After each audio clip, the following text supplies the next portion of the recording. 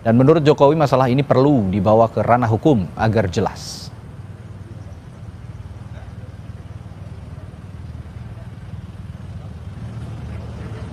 Yang juga jadi sorotan kami hari ini, Saudara. KPK akan mengkaji penerapan aturan Undang-Undang BUMN yang baru dalam aspek penegakan hukum terkait jajaran direksi yang tidak lagi tergolong dalam penyelenggara negara.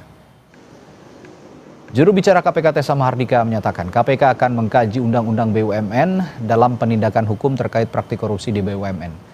Kajian dilakukan untuk melihat penerapan aturan dalam penegakan hukum yang bisa dilakukan KPK.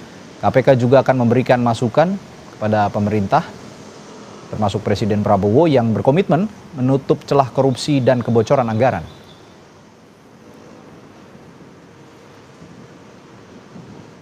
Kalau memang saat ini bukan merupakan penyelenggara negara yang bisa ditangani oleh KPK, ya tentu KPK tidak bisa menangani. Nanti bagaimana nanti upayanya? Nah ini kenapa saya sampaikan perlu kajian? Tentu ini pemerintah dalam hal ini Presiden Prabowo Subianto kan menginginkan yang pertama meminimalisir atau menghilangkan adanya kebocoran anggaran. KPK tentu akan memberikan masukan-masukan kepada pemerintah Bapak Prabowo Subianto, mana yang perlu ditingkatkan, mana yang perlu diperbaiki. Tentunya hal ini menjadi salah satu concern KPK ya, termasuk salah satunya Undang-Undang BUMN.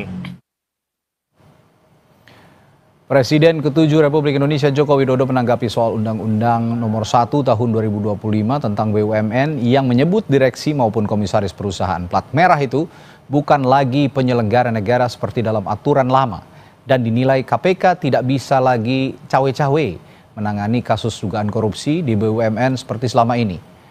Jokowi bilang semua yang berkaitan dengan korupsi justru bisa diproses. Semua yang berkaitan dengan korupsi itu bisa diproses. Baik itu pemerintah, baik itu BUMN, baik itu sektor swasta. Jelas kalau itu. Undang-undang terbaru BUMN yang disahkan 24 Februari 2025 dalam pasal 3X ayat 1 menyebutkan bahwa organ dan pegawai badan bukan merupakan penyelenggara negara. Kemudian pada pasal 9G disebutkan juga bahwa anggota direksi Dewan Komisaris dan Dewan Pengawas BUMN bukan merupakan penyelenggara negara.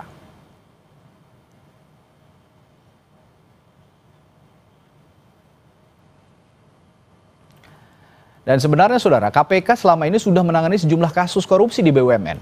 Di antaranya ada kasus mantan Direktur Utama Pertamina Karen Agustiawan yang didakwa merugikan keuangan negara sebesar 1,77 triliun rupiah lebih.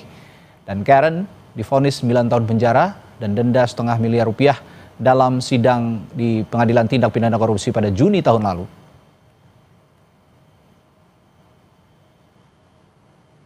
Kasus lainnya adalah mantan Direktur Utama Garuda Indonesia Amir Syah Satar yang didakwa menerima suap 5,8 miliar rupiah dan sejumlah mata uang asing lainnya dalam kasus pengadaan pesawat.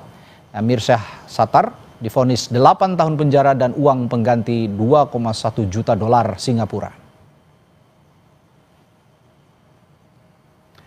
Di sisi lain, Menteri BUMN Erick Thohir menyebut meski bukan penyelenggara negara, pegawai BUMN yang korupsi tetap bisa diproses hukum oleh KPK. Erick berdalih saat ini bersama KPK merumuskan batasan korupsi keuangan negara dan korporasi. Hanya kalau kasus korupsi mah ya tetap aja di penjara. Nggak ada hubungannya lah. Kalau pihak yang melakukan kasus korupsi tidak ada hubungan dengan isu payung hukum bukan penyelenggara ya korupsi, nggak ada hubungannya. Ya. Kalau korupsi ya korupsi. Berarti KPK tetap bisa masukkan Pak? Ya kalau korupsi ya korupsi, nggak ada hubungan dengan penyelenggara negara atau tidak penyelenggara negara. Itu kan jelas. Kalau korupsi jelas. Yang sedang justru saya dengan KPK dan pihak kejaksaan mendefinisi ya seperti apa yang namanya kerugian negara atau kerugian korporasi. Lalu apa saja dampak hukum ketika organ pegawai badan, komisaris hingga Dewan Pengawas BUMN yang tidak lagi menjadi penyelenggara negara? Kami akan bahas bersama Wakil Ketua KPK periode 2015 hingga 2019 Laude Muhammad Syarif, dan bergabung juga anggota Komisi 3 DPR RI dari fraksi Partai Kebangkitan Bangsa Hasbiallah Ilyas. Selamat malam Pak Laude, Pak Hasbiallah. Selamat malam. Iya, saya ke Pak Laude dulu nih. Pak Laude, kita semua paham korupsi tetap bisa diusut KPK sebenarnya. Tapi dengan adanya undang-undang baru BUMN ini, bagaimana dengan gratifikasi mereka yang tidak digolongkan lagi sebagai penyelenggara negara? Misalnya ada gratifikasi atau kewajiban LHKPN, berarti mereka nggak wajib lagi dong kalau gitu? Ya, itu juga agak salah sebenarnya, karena memang semua tindakan korupsi itu bisa diusut oleh aparat penegak hukum. Tapi kalau kewenangan KPK itu terbatas. Nomor satu dari segi jumlahnya kurang-kurangnya 1 miliar atau lebih. Yang kedua yang terlibat adalah harus penyelenggara negara. Dan penyelenggara negara itu ada definisinya sendiri. Seperti itu. Jadi memang dari dulu KPK itu tidak bisa misalnya kepala desa. Dia bukan penyelenggara negara. Jadi boleh ditangani oleh polisi, bisa ditangani oleh kejaksaan, seperti itu. Tetapi KPK nggak boleh karena mereka bukan penyelenggara negara. Pak Laude, mohon maaf, saya potong sebentar. Mohon maaf sekali, karena kita harus mendengarkan kumandang azan maghrib. Kita akan bahas lagi sesaat lagi setelah kita dengarkan kumandang azan maghrib untuk wilayah Jakarta dan sekitarnya. Berikut ini. Anda yang menjalankan di wilayah Jakarta dan sekitarnya. Dan saya akan kembali mempersilahkan Pak Laude untuk melanjutkan penjelasannya tadi, terutama soal dengan adanya undang-undang BUMN yang baru ini, bagaimana soal LHKPN dan juga gratifikasi. Silakan Pak Laude. Ya, jadi melanjutkan yang tadi bahwa memang semua tindakan korupsi itu bisa bisa diusut oleh aparat penegak hukum. Tapi kewenangan KPK itu terbatas. Dari segi objek maka dia harus 1 miliar atau lebih. Sedangkan dari segi pelaku dia harus ada unsur penyelenggara negaranya. Jadi kalau misalnya kepala desa korupsi, itu tidak bisa ditangani oleh KPK itu. Kalau tidak ada unsur penyelenggara negaranya seperti itu. Oleh karena itu undang-undang BUMN yang baru itu banyak membawa konsekuensi. Nomor satu, itu bisa dipertanyakan apakah KPK masih punya kewenangan untuk menjerat atau menginvestigasi, menuntut BUMN, pejabat BUMN yang dulu dikategorikan sebagai penyelenggara negara. Tapi saya juga, ya silakan. Apakah masih bisa untuk diminta menyetorkan LHKPN misalnya, karena itu kewajiban hanya diberikan juga kepada penyelenggara negara dan aparat penegak hukum seperti itu. Jadi memang undang-undang BUMN yang baru ini perlu kita timbang-timbang lagi, dan menurut saya tadi itu ada komentar Pak Presiden dan Menteri BUMN, Presiden Jokowi bukan Presiden ke-7 kita, mengatakan bahwa kalau korupsi harus ditindak, baik itu pejabat maupun swasta seperti itu. Saya setuju itu. Masalahnya di Undang-Undang Tipikor kita itu belum ada korupsi belum ada pasal khusus tentang korupsi di private sector. Seperti itu. Beda dengan di Amerika, di Singapura, di Malaysia bahkan. Jadi kalau di antara swasta pun kalau saling menyuap misalnya itu juga dikategorikan sebagai oleh karena itu ini tugas Pak Hasbilah dan teman-teman ini untuk melakukan. Nah kalau gitu saya tanyakan juga nih. Saya tanyakan ke Pak Hasbilah. Pak Hasbilah sebagai penyusun undang-undang, kita melihat undang-undang BUMN yang baru tentu saja bertolak belakang dengan undang-undang tindak pidana korupsi yang sebelumnya juga sudah direvisi. Banyak kalangan yang menganggap bahwa ini pengebirian terhadap tindakan korupsi. Gimana ini ke depannya? Ya memang begini Mas, ini menjadi sorotan undang-undang baru nomor 1 tahun 2025 tentang BUMN, bahwa kok direksi dan komisaris BUMN bukan bagian dari penyelenggara negara. Tapi kan hari ini belum selesai. KPK masih dalam pengkajian, dan juga MK sedang menguji material. Masih kita lihat gimana ke depannya. Saya agak rancu soal ini, kebetulan saya bukan di balik ya. Kalau BUMN bukan bagian dari bukan pejabat negara, konsekuensinya bahwa tidak bisa ditindak kalau melakukan korupsi. Bagaimana bertindak kalau mereka melakukan korupsi yang dianggap swasta? Harus diingat bahwa dana BUMN itu, misalnya Garuda, atau hampir semua yang ada BUMN, itu hampir setiap tahun uang negara itu dikucurkan untuk penguatan bisnis Garuda. Misalnya Garuda sekarang hari ini mau collab, bisa dikatakan untuk mau collab berapa banyak pesawat-pesawat Garuda yang hari ini tidak bisa terbang misalnya. Nah ini bagaimana? Mau tidak mau untuk menyelamatkan itu kan pakai uang negara, pakai uang rakyat. Nah ini yang mesti kita lihat nanti uji materi di Mahkamah Konstitusi, MK, dan juga kita lihat nanti pengkajian di KPK. Ya tapi betul, kalau swasta juga bisa dihukum kalau melakukan korupsi. Tapi KPK ada hak. KPK kan harus penyelenggara negara, kan seperti itu yang tadi dikatakan. Nah, itu yang harusnya berarti harusnya diperkuat juga dari pembuat undang-undang gitu, supaya jeratan terhadap siapapun yang melakukan korupsi. Ya kalau kata Pak Laude tadi setuju dengan pernyataan Presiden ke-7 kita Pak Jokowi, saya juga setuju gitu. Tapi ya itu tadi, apakah juga DPR punya ada pembahasan? Kalau tadi dibilang katanya Pak Hasbellah tidak di legislasi, tapi kan tidak di badan legislasi. Tapi kan di Komisi 3 juga seharusnya dari awal ada nyering untuk bahasan itu. Nah itu kenapa bisa lolos begitu pembahasan itu awalnya?